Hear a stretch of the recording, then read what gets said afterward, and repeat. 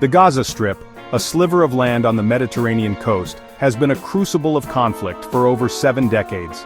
The displacement of Palestinians during the 1948 Arab-Israeli War, known as the Nakba, sowed the seeds of enduring strife. The 1967 Six-Day War saw Israel seize control of Gaza, imposing a military occupation that has persisted with devastating consequences for generations. This historical context, marked by dispossession, occupation and resistance, is essential to comprehend the current crisis unfolding in Gaza. In 2025, the world bore witness to a chilling determination. Amnesty International declared that Israel is committing genocide against the Palestinian people in Gaza. This stark pronouncement, echoed by Human Rights Watch, shattered any illusions of a conventional conflict.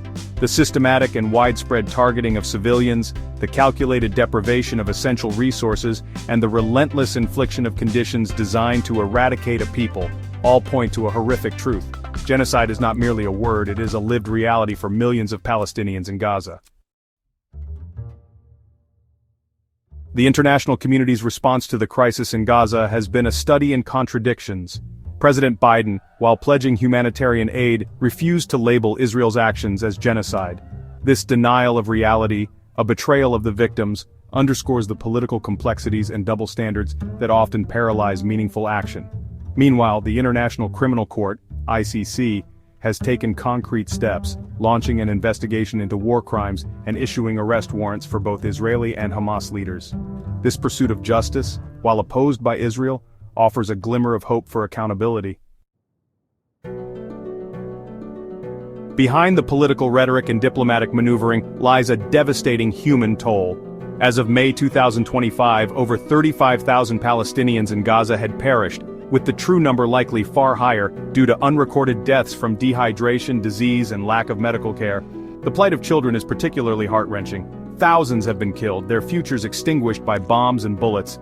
The psychological scars of this trauma will mark generations to come. The world cannot remain indifferent to this suffering. Section 5. Echoes of Justification: Israel's Narrative Amidst Condemnation. Israel justifies its actions in Gaza as self-defense, citing rocket attacks by Hamas and other militant groups. While these attacks are deplorable and must be condemned, they do not absolve Israel of its responsibility to uphold international law. The use of disproportionate force, the targeting of civilians and civilian infrastructure, and the imposition of a crippling blockade on Gaza, all constitute grave breaches of international humanitarian law. Israel's narrative of self-defense crumbles under the weight of its own actions. Section 6. The Machinery of Annihilation: Unveiling the Mechanisms of Genocide. The genocide in Gaza is not an act of sudden violence, it is a slow, grinding annihilation, orchestrated through a complex web of policies and practices. This systematic destruction is meticulously planned and executed, leaving no aspect of life untouched. The infrastructure, the economy, and the very social fabric of Gaza are being dismantled piece by piece. Targeted airstrikes on residential areas, hospitals, and schools have become commonplace. These attacks are not random. They are deliberate acts of terror aimed at instilling fear and hopelessness among the population. The destruction of essential services like healthcare and education cripples the community's ability to recover and thrive. The deliberate deprivation of water, food, and medicine has created a humanitarian catastrophe of immense proportions. This siege tactic is designed to weaken the population physically and mentally, making survival a daily struggle.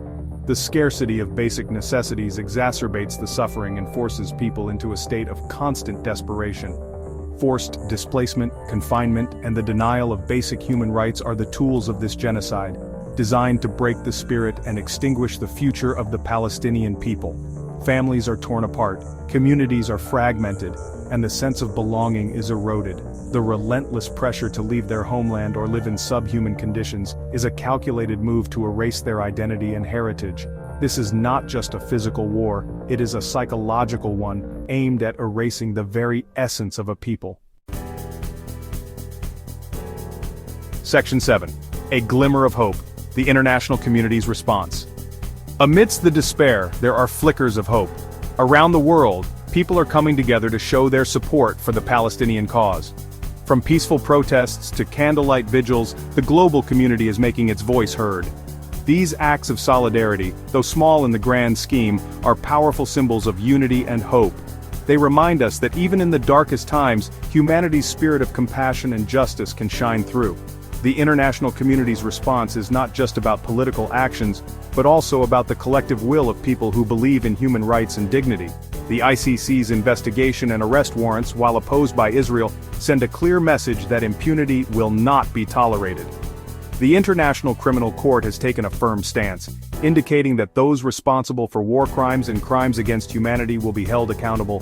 This move has been met with mixed reactions, but it underscores the importance of international law and justice. The ICC's actions are a beacon of hope for many, showing that the international legal system can and will take steps to address grave injustices, even when faced with significant opposition. Amnesty International and other human rights organizations continue to document the atrocities, amplifying the voices of the victims. These organizations play a crucial role in bringing the truth to light, ensuring that the world cannot turn a blind eye to the suffering. Their relentless efforts in gathering evidence and advocating for justice are vital in the fight against impunity. By highlighting the stories of those affected, they keep the international community informed and engaged, pushing for accountability and change. The International Court of Justice, ICJ, has issued provisional measures ordering Israel to protect Palestinians and provide aid, though their implementation remains a challenge. The ICJ's involvement signifies the importance of upholding international law and human rights. However, the effectiveness of these measures depends on the cooperation of the involved parties. The ICJ's rulings are a step towards justice, but the road ahead is fraught with obstacles. The international community must continue to pressure for compliance and support efforts to ensure that these measures are not just symbolic, but lead to real change on the ground. These efforts, while insufficient, demonstrate that the world is not entirely oblivious to the plight of the Palestinian people. The global protests and rallies are a testament to the widespread concern and solidarity. They show that people from all walks of life are willing to stand up for justice and human rights. While the challenges are immense, the collective actions of the international community provide a glimmer of hope. It is a reminder that change is possible when people unite for a common cause. The journey towards peace and justice is long, but these efforts are crucial steps in the right direction. Section 8. Trapped in the rubble, infrastructure collapse, and the siege on Gaza. The humanitarian crisis in Gaza is exacerbated by the systematic destruction of critical infrastructure. Hospitals, schools, water treatment plants, and power grids have been reduced to rubble. The ongoing blockade, in place for over 17 years, has transformed Gaza into an open-air prison, strangling its economy and depriving its people of basic necessities. This deliberate infliction of suffering is not a consequence of conflict. It is a central pillar of the genocidal campaign against the Palestinian people. Section 9. A call to arms. Urgent actions to avert catastrophe. The world stands at a crossroads. We are faced with a critical decision that will shape the future of countless lives. The choices we make today will echo through history, defining our legacy and the moral fabric of our global society. Inaction and indifference will make us complicit in the crime of genocide. We cannot afford to turn a blind eye to the suffering and devastation that is unfolding before us. The cries for help are loud and clear, and it is our duty to respond with compassion and resolve. We must act now with urgency and determination to avert a catastrophe. The stakes have never been higher, and the window of opportunity is rapidly closing. Every moment of hesitation brings us closer to a point of no return. Targeted sanctions against Israeli officials responsible for war crimes are a necessary measure. These sanctions must be comprehensive and enforced with unwavering commitment. They serve as a powerful message that the international community will not tolerate impunity. An arms embargo on Israel is equally crucial. By cutting off the supply of weapons, we can help to de-escalate the violence and prevent further loss of life. This embargo must be implemented immediately and monitored rigorously to ensure compliance. The deployment of a robust international peacekeeping force to protect civilians is essential. These peacekeepers must be well-equipped and adequately supported to carry out their mission effectively.